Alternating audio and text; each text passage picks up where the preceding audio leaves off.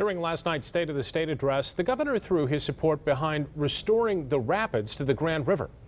In a couple of minutes, we'll tell you how his support might impact that project. The day after the State of the State, Governor Snyder's speech is drawing mixed reviews. Republicans say the governor hit the right note.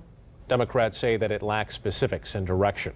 24-hour News 8 political reporter Rick Alvin is here now to break it all down for us. Rick. Imagine that, a State of the State being judged along political lines, but that's how this one, and they all are judged. The governor laid out a big agenda. As you say, his detractors say it lacks specifics, but what it did not lack was a bit of unusual passion on the part of the governor. Near the end of his speech, he spoke directly to lawmakers, using one of his biggest action items as an example, admonishing them to move beyond politics.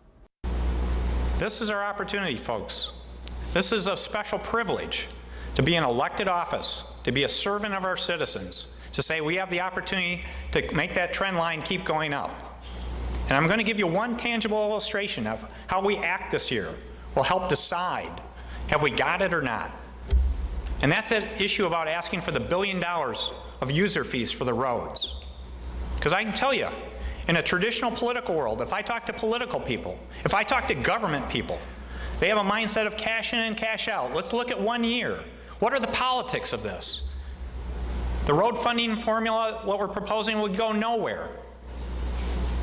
That's the old broken model of the public sector of government. That's plain politics. So we can decide how long we want to argue about it, how political we want to make it, or we can just use some common sense and get it done.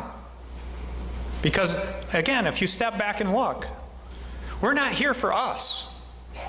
It's an honor and privilege to be elected. And we're here to serve 10 million people that are counting on us. So let's get the job done.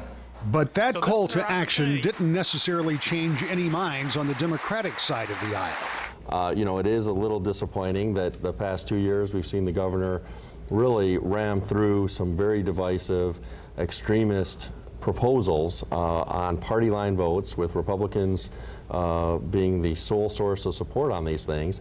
We as Democrats have made a number of suggestions. We've offered to try to work and find some common ground, and the governor has repeatedly ignored us in the past. Now that he feels like he needs us, he wants to talk about how important bipartisanship is. You'll hear more of what the governor had to say and my entire conversation with Representative Grimal this Sunday morning at 10 o'clock on To the Point.